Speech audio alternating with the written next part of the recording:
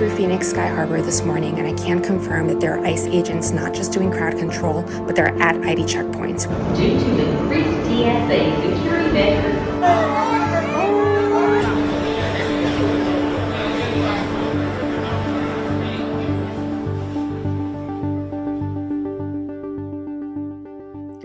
Hi, welcome back to the What Now? I am Christina, and I'm a filmmaker located in San Francisco.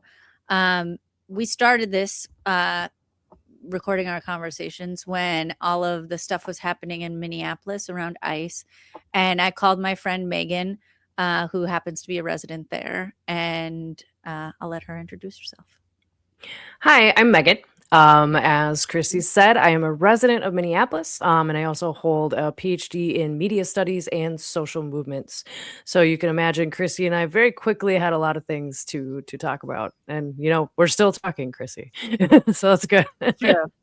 Yeah. So we've been recording these conversations with the hopes that, we can kind of process what's happened in Minneapolis. And of course, the story kind of keeps changing. And so in this episode in particular, we're going to be talking about not necessarily only Minneapolis, but ICE in the airports, and then kind of related, what if ICE ends up at the polls? We felt like this was kind of an more urgent topic. And so we're kind of interrupting our normal schedule of talking about what's happening in Minneapolis. But we do have like a little bit of an update. And it's not really also directly just Minneapolis. We are recording this on March 29th. It will come out about a week later. So, we were going to give the update, which the update is that yesterday there was a huge national protest called No King's Day. This is the third one that has happened.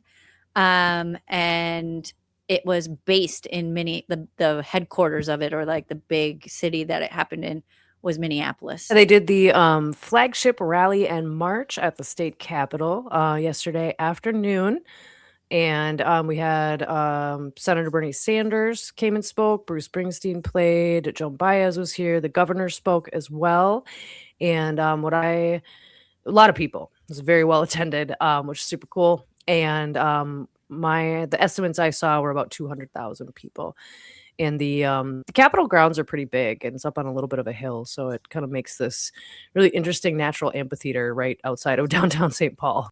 Yeah. So I kind of want to mention also, I went to the No Kings rally here in San Francisco. I didn't go to the march part, but I did go to the rally part. And if I'm just being honest, I had a little bit of cynicism about maybe going, because I thought about, is this really doing anything? I think a lot of people are a little bit critical about it because there's not like a direct ask.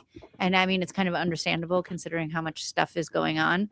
But I think seeing it for myself, it feels like an entry point for people, that it is a way to, number one, be in community, and number two, to get more information about how you can get involved in other ways.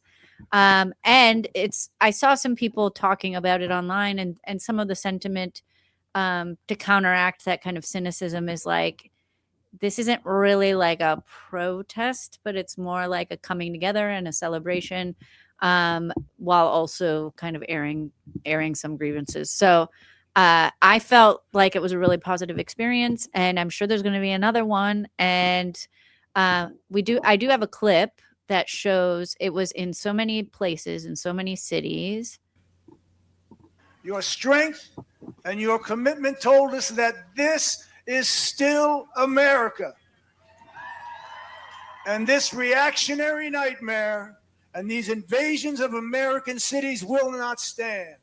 I'm here because I'm worried about my children and my grandchildren.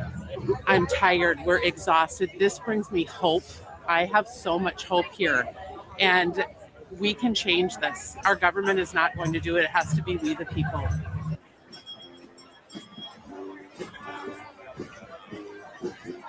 What we provide is mockery to the king. And we call this part of the Mock and Awe tour. And that's really about just taking authoritarianism and making fun of it, which they hate. And that's what we're doing.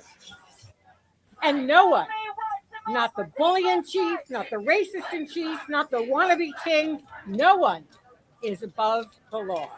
They want us to be afraid that there's nothing we can do to stop them.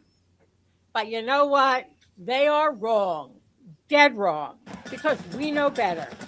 Millions of us are not afraid to know our rights and exercise them, to stand up for each other and our hard-fought freedom. They're still trying to figure out the numbers. I had done some digging trying to find numbers, and I think they're still kind of counting. But I wanted to show the Wikipedia here. And so one thing that I thought was cool is the protest includes more than 3,300 organized events across the country that drew a combined estimate of 8 to 9 million protesters. It was the largest single-day protest in American history. That's pretty impressive. Yeah, and I think they say that 3.5% of a population needs to sort of dissent, protest, and really make their voice heard, make their dismay clear. And that's where the tipping point is, sort of to make real change and concrete change within governmental systems and kind of our societal way of doing things. So we're inching toward that, and that's really positive news. Yeah. So I think overall it would be considered a success. I did see some quote from Trump that he said, "We don't care about the protest. We don't think about it at all." He would say that, though. Yeah. So he would. So I think that this is actually a perfect segue to probably one of the reasons that more people came out to the No Kings protest is because the past week, 2 weeks, there has been some ICE drama, and ICE has been being deployed in airports. What is ICE actually doing at U.S. airports right now? It's not really clear. Here's what we know they can do. According to a senior ICE official, agents could be helping out with tasks like checking IDs and doing crowd control, but they are not trained for stuff like running x-ray machines. So the idea here being potentially you have ICE agents taking care of simpler tasks so that TSA officers who are short-staffed right now can focus on the more specialized work like running x-ray machines. But we have not seen ICE agents doing much of anything other than walking around the terminal. In fact, at one point, I saw ICE personnel helping a woman into a wheelchair when she got out of a car to get to the airport. So we're not seeing them doing anything at the screening checkpoints themselves, best we can tell. And of course, we're not on the other side of security. We're not within the security checkpoint. So we can't see everything that ICE might be doing at this airport. But public facing in the general area of the terminal before we get through security, by and large, we are just seeing ICE walking around the terminal. So it looks like that was recorded in Atlanta, but there were many airports where they were. So there's plenty of clips online if you want to get a good laugh of people filming the ICE agents at the airport and telling them that they are fascists and should be embarrassed. But it kind of brings up one of the questions that I saw online that a lot of people had, which is like, is it legal to film them when you're in the airport? And also, one thing to also note is that they're not wearing masks in the airport. And it seems like, I know Trump had it's not law, but he had told them don't wear masks in the airports. That's an interesting one, because I guess there is that airport decorum, is that how we treat the airport, where it's sort of, that's the difference? I don't know. Yeah, I don't really know what the motivation behind don't wear the masks at the airport is. I have seen some people online pontificate that they've noticed that a lot of the ICE agents that are present at the airport tend to be people of color. And maybe there's some motivation to have them be the front line and the face of ICE. I don't know if that's true, but well, and we are moving into the post-Kristi Noem era. That's something it's an interesting kind of turning point that we're at this point too. Yeah. So the general response seems to be people were pissed off about this ICE being at the airport. The TSA workers are not getting paid, and the ICE agents are. And there's a ton of videos of TSA workers having giant lines that they have to manage, and then having a whole group of ICE agents just hanging out behind them, not doing anything. Or also videos of TSA agents training ICE agents to do their job, which, by the way, TSA agents have to go through a lot of training. I can't remember how many exams it is they have to take, but it's a lot. And so it's a little like, okay, I'm training my replacement and I'm not even getting paid for it, which seems pretty uncool. So public sentiment was low about this. So we have a clip from this guy is actually I can make this full screen, I think. Yeah. This guy is the founder of TMZ, and this is one of the TMZ employees. And he has a little message. I want to talk to everybody in our audience right now that if anybody goes to Disney World with their family for spring break, or goes to a beach somewhere or anywhere on vacation, and you see one of the 535 members of Congress, take a picture and send it to us at TMZ. We will post that picture on our website, on our social media, and we will put it on our television shows. We want to show what they are doing at your expense. And we want everybody to hear that.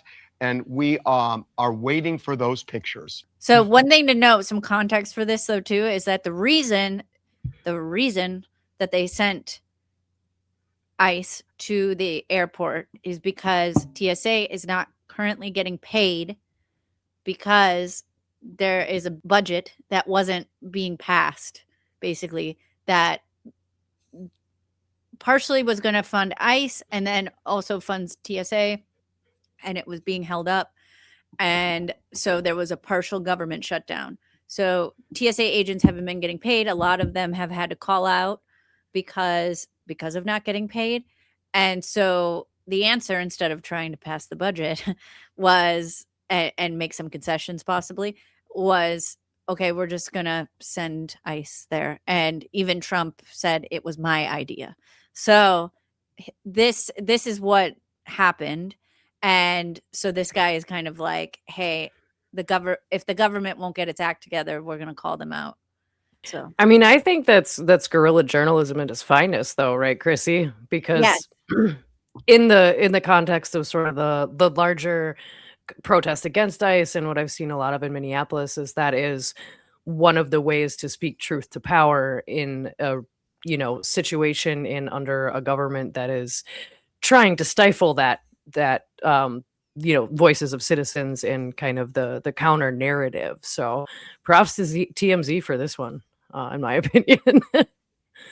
yeah, I think it's pretty good. I mean, look, I think that we've all seen that what is good for thee is not good for me is kind of like the attitude of a lot of Congress people, the government, people who work in the government. And so this is a little spoonful of that back in their face. So, and there was also Delta, which is based in Atlanta and Minneapolis primarily. They, this last week, once ICE went into the airports and the TSA funding's been held up, they revoked congressional privileges for boarding and passing through security and a number of other perks programs that they had for congressional members specifically. And lo and behold, I cannot say a direct link here, but a correlation perhaps. The Senate voted on the funding bill like 2 days after Delta did that. So when what's good for me and thee, and it's interesting. It's an interesting turn of events, right? No movement. Oh, you're taking away My special congressional line, huh? Yeah. It seemed like it was going to get cleared up, and but there was some pushback still on the budget, but Trump decided to sign to get the TSA workers paid. But so that sounded like, okay, ICE is going to leave the airport now. But here I have a clip that was from about 7 hours ago where we have Homan saying, we'll see. We'll see. It depends how many TSA agents come back to work, how many TSA agents have actually quit and have no plan coming back to work. I'm working very closely with the TSA administrator and the ICE director to decide what airport needs what.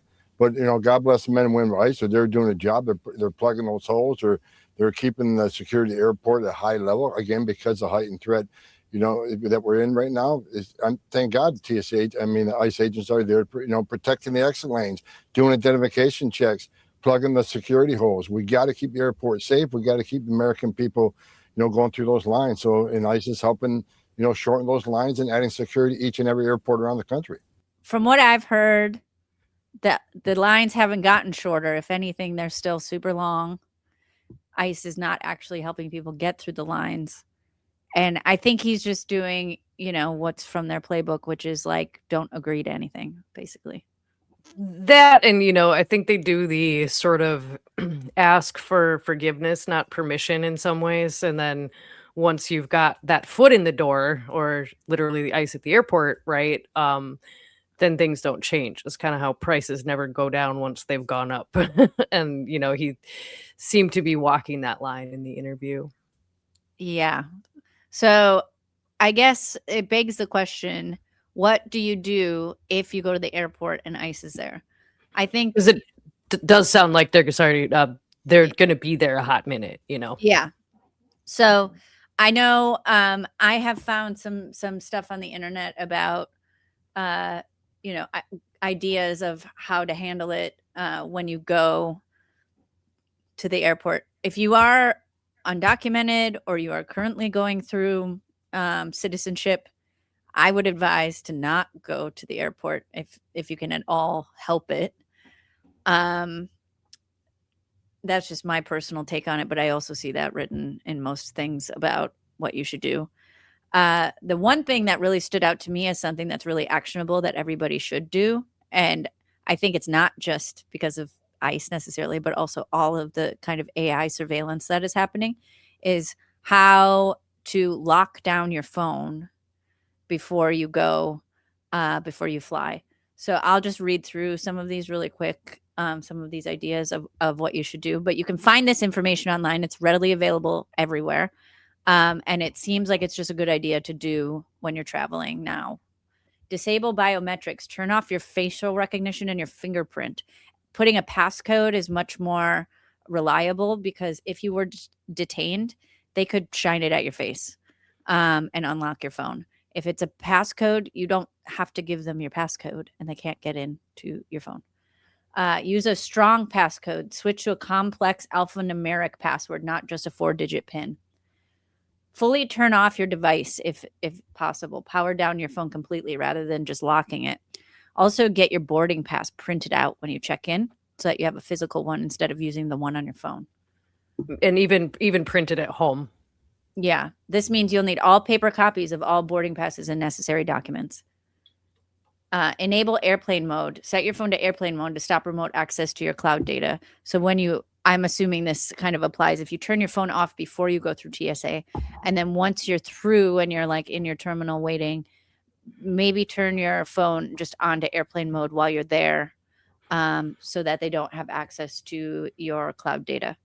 Log out of apps, log out of your social media, email, and cloud apps. I've even also seen suggestions that you just delete them from your phone completely. Mm-hmm. You can re-download them when you get to your destination, and it should connect. You can just bring your account back up.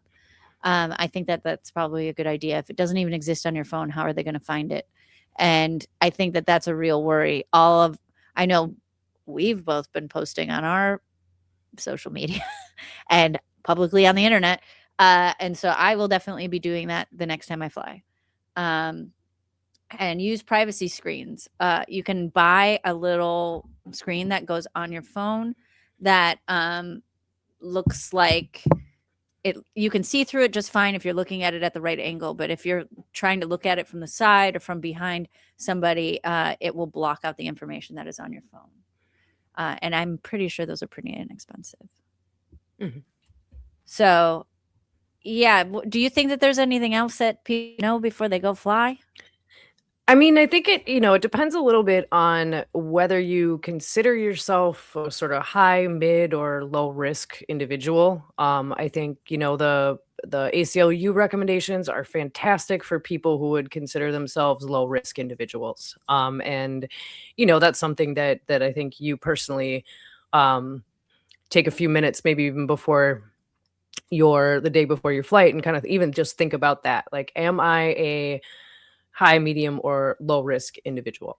I know in Minneapolis, one thing they did, and I haven't heard publicly that this type of equipment will be used at airports, but given ICE's presence, I imagine it's a possibility. One thing they were doing during Operation Metro Surge is if you got within a certain distance of the activity and where ICE agents were, they actually have technology that will spoof a cell phone tower. And through that spoofing, be able to kind of even remotely interact with a lot of parts of your phone. Wired has a great article about it from, I would say, late January, early February. And I noticed when I entered sort of a close proximity situation, later the next evening, I got 2 requests to reset my Instagram password. Even though I had turned my phone on and off several times, I had it in airplane mode. So I think for individuals who are would consider themselves more mid to high risk, the Intercept had a really good kind of, the only surefire way to keep your devices from being searched and seized is to not bring them. So, I think for most Americans, most travelers, the ACLU recommendations are phenomenal. They're fabulous. And that's a wonderful place that should cover most people, right? But folks who might be a little more concerned about the content on their phone or where they're traveling or things like that, it can be a good idea to get a burner phone. You can even mail your device to where you're headed. And if you need the device specifically. And I think a couple of Minneapolis activists went to Cuba in order to try and help break the blockade, and DHS actually took their phones upon returning to the country. Wow. So, if you're traveling internationally, if you have been an activist or politically outspoken, and this was, I think they came back early this week, so it's very recent. If I were going, I would get a burner phone. That is someone who's spoken publicly, who's from Minneapolis, who's participated in protests and other events. I don't know that I will be bringing my actual phone to the airport. But again, I'm not most people. I am not. Yeah, the thought of having to travel without your phone is kind of intense. But it is. But I never really thought about the fact that you could mail it to yourself. That's actually a very good tip. And get yourself a burner phone. Yeah. And again, this is all of the kind of adaptations we make as an individual are on a spectrum. And for most people, ACLU recommendations of airplane mode, turn off the biometrics, delete the apps, that's going to be more than enough for everyone's needs. I have 2 clips from people talking about what your rights are at the airport when you interact with ICE. And so let's watch the first one here. Thank you for coming on. So what are these agents legally allowed to do or restricted from doing in these airports? So it's important to know that they are Immigration and Customs Enforcement. They are an enforcement agency. they are allowed to do what they would typically do anywhere else in the United States outside of an airport. They can ask information about your immigration status. They can detain and arrest. They have full authority to enforce the U.S. immigration law. And you heard Tom Homan there talking about the role here that they will enforce the law at the airports. Is it just like any other public place, or is there anything different about what they can do in the walls of the airport? So it's really the same as anywhere else. The issue is it depends on who you are in terms of what you have to do or produce for the ICE agents. So if they do ask your immigration status and you're a green card holder, you are by law required to have your green card. If they ask your immigration status as a US citizen, you really don't have to produce anything other than a verbal declaration. But if you're here as a visitor or somebody that is here as a foreign national and a work permit, they can talk to you about your status and whether you're here lawfully. So they do have that ability, and that's not something we normally see at the airports. That's usually reserved for at the borders or international airports. So it's a different tone, but I know Tom Homan said they're there to enforce the immigration law, but hopefully they're also there to help move along passengers in these long, arduous lines at the airport. He does say that that is their primary objective. So what legal rights and protections do you think civilians should know about if encountering these agents at an airport? So I think the best strategy is to be polite, courteous, and ask for what and produce what they're asking for in terms of documentation. Most people in an airport do have their passport or their green card. They are traveling. So full compliance is always the best strategy, in my opinion. And once they can secure your immigration status, you should be well on your way. All right, Rosanna Berardi, we appreciate your time today. Thank you. One thing that just occurred to me is if I was in another country, I wouldn't want to come here right now for a vacation. If I was a resident of another country, because we have immigration enforcement as the people you have to check in with to fly, not just customs, which you already have to do that part, but for checking your bag and all of that stuff. That seems intimidating, and especially when I would assume you live in another country and you've seen that 2 people were shot and killed in the street by these same people. I'm just saying, if I was foreign, I don't know that I'd want to come here for a vacation right now. Well, and it's kind of interesting. At least a dozen countries have updated travel guidelines for the United States, saying it's not good to come here. Like, beware if you are traveling. We don't recommend our citizens travel. So I think I hear you. It'd be a pretty weird experience. So this woman is a lawyer, and these are random law things ICE agents at the airport should know. So let's hear what she has to say. So here are a few random, not so random law things that ICE agents in the airports should know. Number 1, the 1st, 4th, 5th, and 14th Amendments of the Constitution. They apply to all people in the United States, not just U.S. citizens. They apply to U.S. citizens and non-citizens alike. This has been held repeatedly by the United States Supreme Court, the highest court in the land, including the most recent Supreme Court. Number 2, under the First Amendment, which is the Freedom of Speech and Religion Amendment, you are not allowed to detain people because they refuse to answer questions about their religious or political beliefs. Number 3, under the Fourth Amendment, which protects against unreasonable search and seizure, you are not allowed to detain people exclusively on the basis of them looking un-American or speaking a language that isn't English. That's because of number 4, under the 14th Amendment, anyone born in the United States, even those who don't look American to you, and even those who learn, for example, Spanish as their primary language, they are in fact U.S. citizens. Number 5, under the 5th Amendment, if you detain anyone, they all have the right to remain silent and not answer any of your questions. Number 6, because every single person here in the United States, again, citizens and non-citizens alike, are entitled to due process, you cannot deport anyone without notice and a hearing. Again, nothing I say herein is legal advice, and I am not your lawyer. I would literally never be your lawyer, ICE agent. So even though that's kind of aimed at ICE agents, I think that's all good information for everybody to know, because how else are you going to hold them accountable if they're not following? So Absolutely. And one other thing I guess we saw in Minneapolis is using those sort of legal touchstones that the lawyer mentioned against them did stop a lot of action. So I think that's an excellent little playbook to know and have handy if you are traveling during this time. Yeah. So this is a good segue to one of the reasons that people think that that maybe they've decided to send ICE agents into the airports is that maybe it's a test run for the polls. So there has been talk by people on the right that maybe they might be sending ICE agents to man the polls.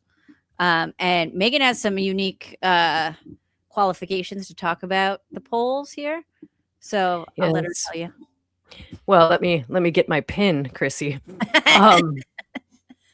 So I actually, let's see, there you go. Election officials, City of Minneapolis. So this last fall, during primarily our mayoral race and among some other things, I was an election judge in Minneapolis. So I signed up and volunteered my time.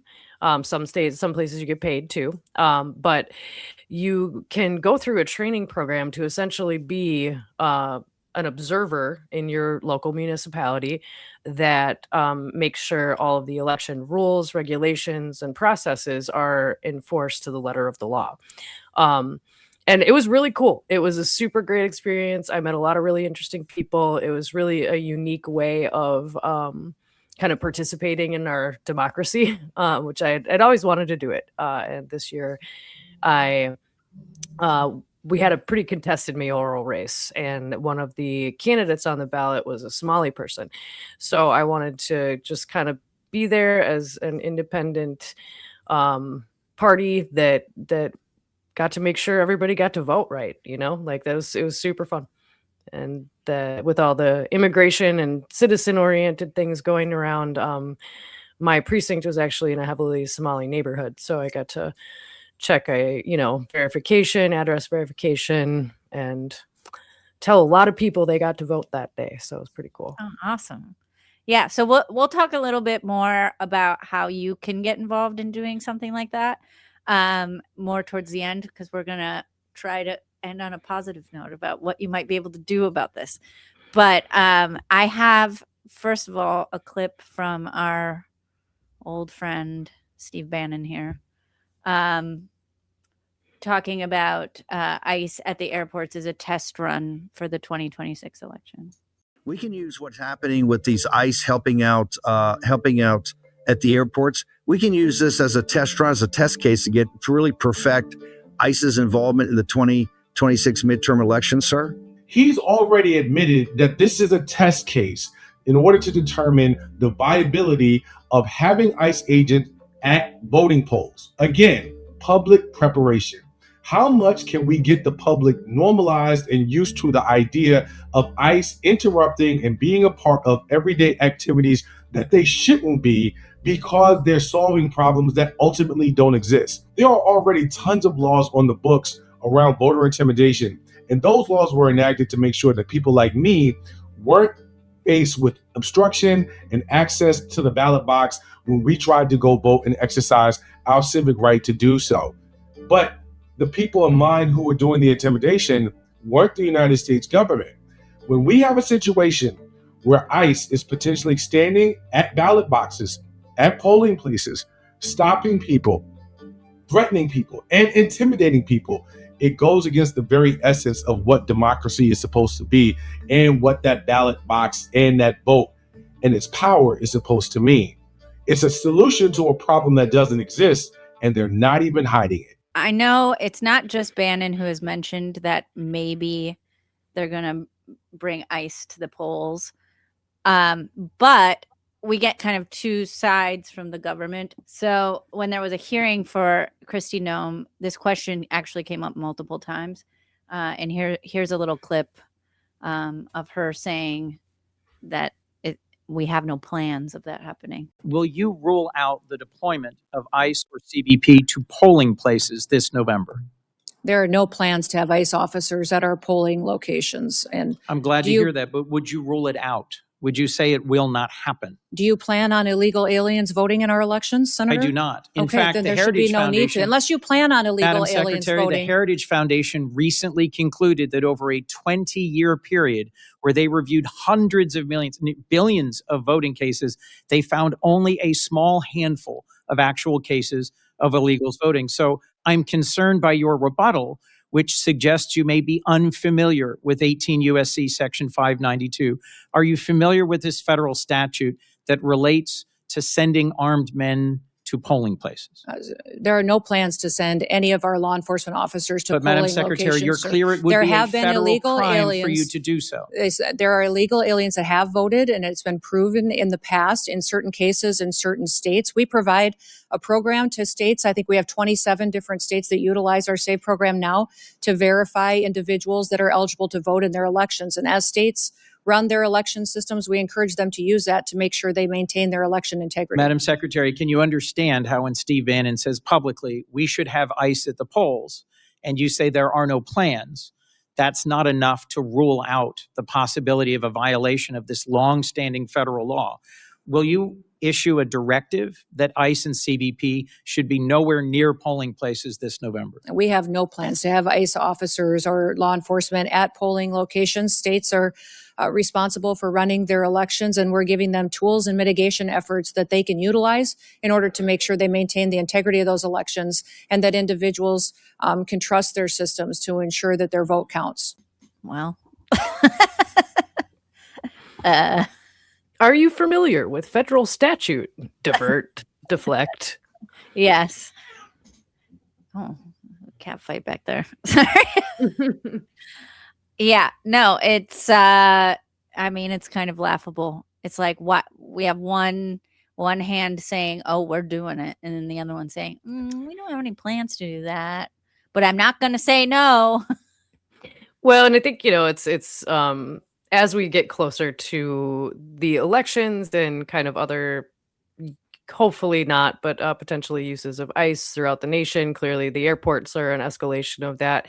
I think that's exactly the sort of rhetoric that it's good for folks to be informed about and kind of savvy about, because it is, as you pointed out, we hear one thing sort of unofficially, the official narrative is this, and I can only imagine that type of sort of carrot and stick, or I don't know, the good cop, bad cop, or whatever the metaphor is there, will only increase as we get closer to the elections.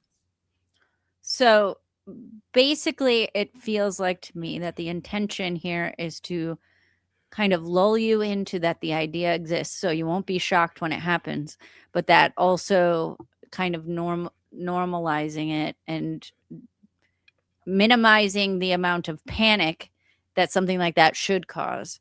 Because Exactly. if ICE shows up at polling places, it's going to be, that's intimidation. There's going to be people who don't go and vote because there are armed men standing there at the polling places. And we as a nation just saw those same armed men kill 2 people in Minneapolis. So I just can't imagine that that it's going to go well if that does happen. But there are some things that maybe we can do to either try to mitigate it before it happens or to prepare ourselves for if it does happen. I think obviously everybody is aware that the midterms this year are of the utmost importance, and we all need to go and vote. And there's going to be pushback in every direction, trying to, number one, keep us from voting, and number two, to delegitimize this election. So we need to be preparing now, because that election is in November. Yeah, coming up. So we've gathered some information from the ACLU about voting and what you should know about your rights and stuff. So just remember, you have the right to vote free from intimidation. You do not need to speak English to vote in any state. While a voter can be accompanied by family members, regardless of whether those family members are citizens, in an abundance of caution, non-citizens may choose not to travel to polling places. And Megan has some experience with people coming with family members when she was a voting judge. Yeah. We actually had a ton of folks come with family members in my precinct in Minneapolis, and totally 100% okay. They would often accompany the individual to the voting booth itself, which is 100% legal in Minneapolis and in Minnesota. Again, a lot of these are state laws or municipality level laws. So make sure to confirm that, within your area. But there's a lot more sort of leeway for voting with translation or with assistance, or if folks who are part of the disability community maybe, or have hearing or vision issues, there are helps in place for all of those types of individuals to be able to just fucking vote. It's great. Yeah. So just so you also know, you do not need to pass a test to vote in any state. And some states do not require voters to present photo identification. One of the other things that we noticed is that when you look at this on the ACLU website, there is some language around mail-in ballot, but that's like a highly contested thing right now in the news, right?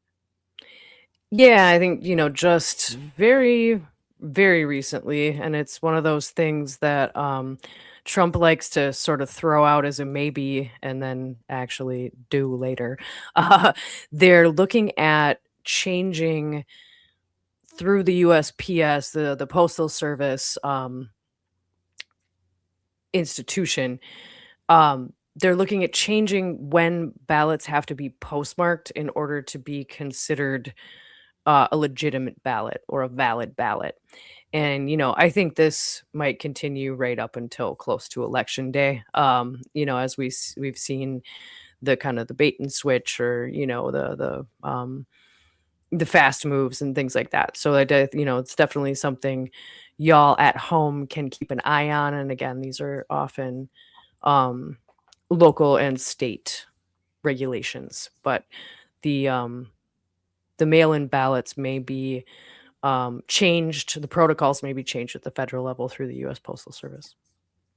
So if you are able-bodied, you should probably plan on trying to go vote in person on voting day, because there was also some talk about early voting might be a little contentious.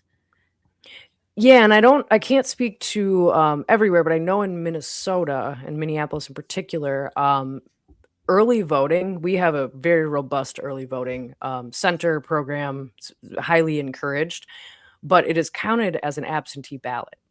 It's not counted as a physically cast day of election ballot. And in the legally, absentee ballots as well as mail-in ballots are treated differently from a ballot that you physically put into the ballot counter on election day. So just again, something for folks to think about and kind of look into their state regulations or local regulations about what those parameters are. So there's been a lot of stuff about this election already happening in the news. I'm sure that you've heard about the SAVE Act, or maybe even just seen a headline about it. And so I think right now, until the election, is a good time to get engaged about all of those laws that are possibly going to be passed about what you need to vote, and how to vote, and get engaged in those right now, because people are kind of pushing back against the SAVE Act. You can call your representative or get involved on it locally, to have your voice heard around those laws, also of trying to make it harder for certain folks to vote. So we're not going to open up the whole can of worms about the SAVE Act, but you should open up the can of worms at home. So it's pretty easy to find information about it because it's been in the news a lot lately. And any official rules, regulations, statutes concerning voting and elections in your state should be on the Secretary of State's website somewhere, usually under voting and elections sub-tab or Yeah, kind of sub-department. we have one here. I think this one is the Minneapolis one that you found. Yep, and that's actually the election judge guide. Oh, this is for the election But judge. you can see there that it's issued by the Office of the Secretary of State of Minnesota. So And I have another one. there's I think the California website, Secretary of State's website. So elections and voter information is one of the common headings I've seen. So this is this is actually a good segue that I wanted to ask you about. How this seems like a really great way that people could get involved in their local community with voting. And so maybe you could tell us a little bit about how you found out about this and then what it entailed to get involved in it. Yeah, absolutely. And being an election judge is one of the sort of most locally centered kind of community building ways that you can participate in democracy. From my experience, I would always thank the people helping at the polling stations.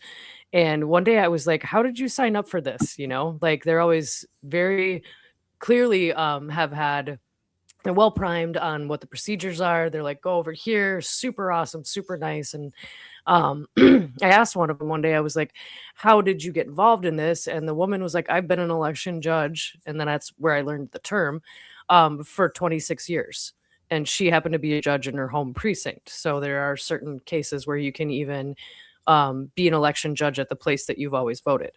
But oftentimes you can go through the Secretary of State's website, and I signed up, took like a 2 or 3 hour class that I did have to attend in person for Minnesota, and then did a couple follow-up things. It was a long day on election day. They often ask that you're there for a good chunk of time, but again, this varies by municipality. And it was great. But the training was fantastic. I came in knowing very little, and I left knowing so much. And I probably got to watch like 5,000 people vote. It was really cool. And, it's again, the foundation of civics and government in our democracy. So I think never a bad idea to watch that in action more than. Yeah. Yeah, no, that's really cool. I didn't even know that was a possibility. Here in California, they mail you your ballot early. And so I haven't personally been to vote in person in many years, although I am definitely going to go in person this time. And so, yeah, I haven't had a lot of interaction with poll workers. So I had no idea that you could become an election judge. That's pretty cool. Yep. And you get this nifty little pin. Yeah, that's cool. Or something similar. But yeah, it's a great way to participate in democracy beyond just casting your ballot. I will continue to do it again every year.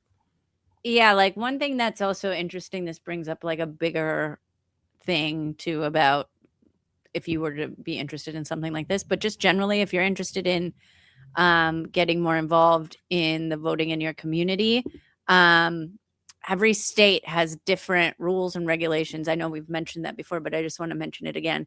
And so if you're interested, you're going to have to do a little digging on your state individually. I was trying to think about how you could get involved before this happens. Is you could maybe call your representatives, especially around these other rules that are being made, like the SAVE Act. But also you could voice your concern about not wanting ICE at the polling places. It doesn't seem like it's necessary. It doesn't seem like it's going to be helpful. And if anything, it seems like it's probably against these rules of not being intimidated at the polls. And get together with your community and express your concern about ICE, not only at the polling places, but in your community. Yeah, absolutely. And I think, to kind of encourage folks to go vote with your neighbors. You're all going to the same polling place. It's a great way to get to know them a little bit. It's a great way to participate in, American civic democracy and, make a plan with them. If you know some people that might consider themselves vulnerable, go with them. And what we saw in Minneapolis was just having another couple of people along with, and the numbers matter. So great excuse to bring some cookies over. I don't know what people will. I was do gonna say, now. It sounded so old. Have a treat afterwards. Okay, great. Well, I think that wraps it up for this episode. So please like and subscribe. Follow us on Instagram. All of that will be below. And we're going to put some of the links that we talked about here also below. And we're kind of, after this one, probably going to go back to our regularly scheduled programming, which is talking about Minnesota in particular and ICE. And our next episode is about the history of organizing in Minneapolis. So please tune in for that. And it's great to talk to you all. So we'll see you next time. Okay.